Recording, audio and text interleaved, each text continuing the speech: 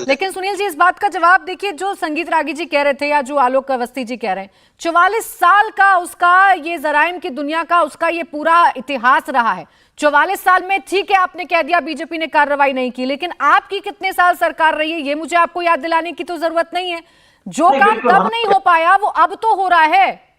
देखिए, जो सवाल मैंने पूछा वो आपने संगीत रागी से नहीं पूछा कि माननीय प्रधानमंत्री जी के क्षेत्र में एमएलसी कौन है। पूछा था मैंने सर, नहीं पूछा, मैंने पूछा था, मैंने कहा था जवाब दे दीजिए सुनील सिंह यादव जी के सवाल का। हम आपके कार्यक्रम में कह रहे हैं कि हम अपने नेता को संदेश दे देंगे। क्या आप अपने नेता नरेंद्र मोदी जी से कहेंगे कि देश बेचना बंद कर दें? क्या कहेंगे कि देश के गरीबों का पैसा अपने दोस्तों को लुटाना बंद कर दें? क्या कहेंगे कि मोदी और मोहन को पकड़ करके लाएंगे? कब तक सुरक्षित हुई है कहेंगे आप? अरे कुछ समझाइए, कुछ शुद्ध बुद्धि दीजिए माननीय प्रधानमंत्री जी को। देश बनाने के लिए आए थे, देश बेचने के लिए नहीं। ये बेचने बांटने का काम समाजवादी पार्टी करती थी। क्यों देश बर्बाद कर रहे हैं आप? क्यों देश बर्बाद कर रहे हैं? फ्रीडम ऐप से सीखकर हार्डवेयर की दुकान रखी है क्या? अगर ऐसा है तो आप अपने उत्पादों को 1 करोड़ फ्रीडम ऐप के जो ग्राहक हैं उन्हें बिना किसी खर्चे के आप उसे बेच सकते हैं। चंद अपने दोस्तों को बताइए, वो 20,000 करोड़ रुपए किसका है? आलोक अवस्थी का है, संगीत रागी का है, देश के गृह मंत्री का है, देश के सुनील सिंह यादव जी, मैं इस पर टोकूंगी तो आप फिर कहने लग जाएंगे कि इस पर आप चर्चा नहीं करने दे रही। इस पर बहुत बार चर्चा हुई है और सर मैं फिर अलग से चर्चा बुला लूंगी। आज चूंकि मैं अतीक पर चर्चा कर रही हूँ, मैं गुंडा राज पर चर्चा कर रही हूँ, तो आइए इसी पर चर्चा कर लेते हैं और अपनी अपनी जिम्मेदारी तय कर लेते हैं। अपनी अपनी जिम्मेदारी तय कर लेते हैं। मैं तो यही पूछ रही थी ना, 17 साल पुराना मामला है उमेश पाल का, जब उसकी किडनैपिंग हुई थी, कोई मुकदमा उस पर नहीं चल पाया। आप देखिए, वो इतना आश्वस्त था अतीक अहमद कि उसके खिलाफ कोई गवाही नहीं देगा, वो इतना आश्वस्त था कि उसे सजा नहीं होगी। बिना मुकदमा चले सजा नहीं हुई? कैसी बात कर रही हैं आप? अरे कम से कम इतनी हल्की और अनपढ़ों वाली बात मत करिए कि बिना मुकदमे की सजा होगी। सुनील सिंह यादव जी, कौन अनपढ़ों वाली बात कर रहा है, कौन हल्की बात कर रहा है, ये यहाँ बैठकर मुझे नजर आ रहा है। जब मैं चर्चा अतीक अहमद पर करने लगती हूँ तो आप प्रधानमंत्री पर पहुंच जाते हैं। जब मैं पिछले 44 साल की बात करती हूँ तो आप फेस टाइम लेकर आ जाते हैं। अपनी जिम्मेदारी से भागना छोड़ दीजिए सुनील सिंह यादव जी। मैं तो आपकी सरकार की बात कर रही थी, मैं तो आपकी सरकार में कितने कदम उठाए आपने अतीक अहमद के खिलाफ, उसकी बात कर रही थी।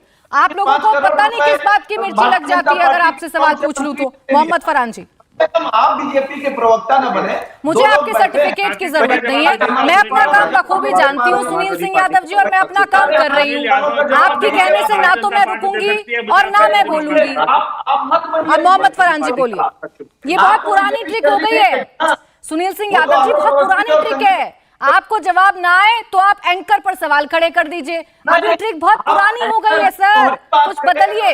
आइए मोहम्मद फरहान जी, मैं आ रही हूँ आलोक अवस्थी जी।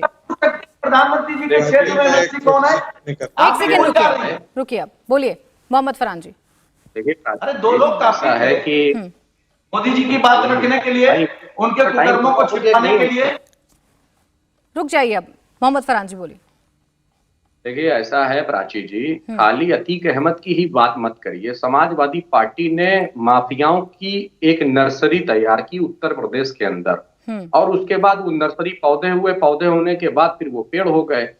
तो समय परिवर्तित होता गया, कुछ पेड़ चले गए ट्रांसफर होकर भारतीय जनता पार्टी में, ठीक है, मगर असल में वो नर्सरी जो है वो समाजवादी पार्टी और माननीय नेताजी मुलायम सिंह यादव जी द्वारा तैयार की हुई है। अब आप इतिहास उठाकर देखिए कि माफियाओं का अगर उत्तर प्रदेश के अंदर, उत्तर प्रदेश की नाम लिया जाए तो नुकसान अगर किसी ने किया है तो सिर्फ बहन कुमारी मायावती जी ने किया।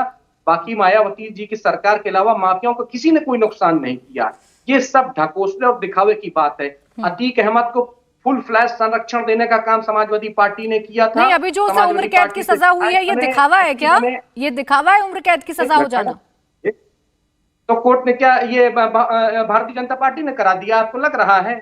मैडम, आप कहां भारतीय जनता पार्टी ने कराया है? आप पूछ, मैं फिर आप लोगों से काउंटर सवाल कर लें, आप लोगों से काउंटर सवाल कर लें सर, तो आप सभी को ये लगने लगता है अरे आप तो उसके पक्ष से बोल रही हैं, आप तो उसके पक्ष से बोल रही हैं। मैंने एक भी बार ये कहा कि ये फैसला बीजेपी सरकार ने कहा है?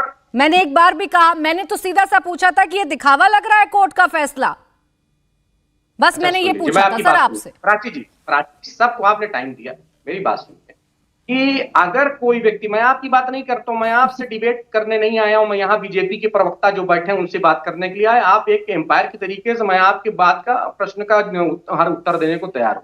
देखिए, अगर भारतीय जनता पार्टी या भारतीय जनता पार्टी के प्रवक्ता या सरकार के लोग ये बात कहते हैं कि हमने सजा कराई है किसको, अतीक अहमद को, तो ये कोर्ट के उस प्रक्रिया पर प्रश्न चिन्ह लगाने का काम करते हैं न्यायपालिका की। चलिए आलोक अवस्थी जी, कोर्ट के फैसले को आप लोग अपनी ब्रांडिंग के तौर पर क्यों इस्तेमाल करते हैं? कोर्ट ने दी है सजा अतीक अहमद को।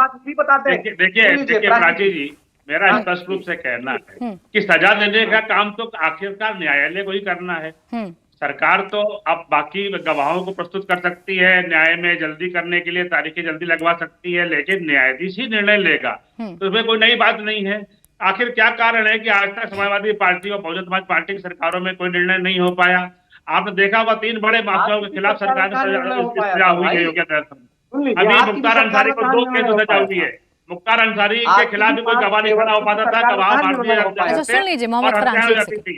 2 केस में, फरहान साथ हो जाइए जरा सा, 2 केसों में मुख्तार अंसारी को सजा हुई है। विजय मिश्रा जी बहुत नोटोरियस बदमाश थे, समाजवादी पार्टी के विधायक रहे हैं कई बार, उनको सजा हुई है। इन माफियाओं के खिलाफ कोई आवाज नहीं उठाता था। ये वही माफिया है मुख्तार अंसारी। लेकिन माफियाओं पर आपकी कार्रवाई सेलेक्टिव है, आप पर ये आरोप विपक्ष लगाता है। फ्रीडम ऐप से सीखकर हार्डवेयर की दुकान रखी है क्या? अगर ऐसा है तो आप अपने उत्पादों को 1 करोड़ फ्रीडम ऐप के जो ग्राहक हैं उन्हें बिना किसी खर्चे के आप उसे बेच सकते हैं। आपसे कहता है कि आप टॉप 20 वांटेड माफियाओं की लिस्ट जारी कर दीजिए और करिए उन पर कार्रवाई, चलाइए उनकी प्रॉपर्टीज पर बुलडोजर। आप क्यों नहीं करते हैं जब इतनी आप लोगों को जीरो टॉलरेंस है गुंडागर्दी के लिए और माफियाओं के लिए, तो कर दीजिए आप जारी। देखिए, हमने कार्रवाई करी, हम बताते हैं आपको, हमने 64,000 से अधिक लोगों पे जो है गैंगस्टर एक्ट लगाया है। 846 अपराधियों के ऊपर NSA लगा हुआ है। 178 अपराधी मारे गए हैं। 4,900 से अधिक अपराधी जिनकी गोली लगी है और जेल में तड़प रहे हैं। 12,000 से अधिक इनामी अपराधियों को जेल के अंदर डाला है। यह सूची है पूरी। यहाँ 1, 2, 4, 10 की बात नहीं करते हैं हम तो उत्तर प्रदेश के अंदर से सारे अपराधियों का समूल नाश करना चाहते हैं। ये समाजवादी पार्टी को सोचना चाहिए कि वो अपराधियों के पीछे छुपके क्यों खड़ी होती है। क्या कारण था कि लाइट मशीन गन पकड़ी जाती है लखनऊ के अंदर और एक डिप्टी एसपी को नहीं, जिन अपराधियों के नाम, जिन बाहुबलियों के नाम समाजवादी पार्टी लेती है सर, उन नामों को लेने से आप लोग भी बचते हैं। वो नाम कौन से हैं सुनील जी बताएंगे, लेकिन उससे पहले कमेंट में रागी जी करूंगी। 1 सेकंड फरहान जी, 1 सेकंड। इंडिया टीवी हर वक्त हर जगह डाउनलोड करने के लिए सर्च करें India TV news Google play store या ऐप स्टोर पर।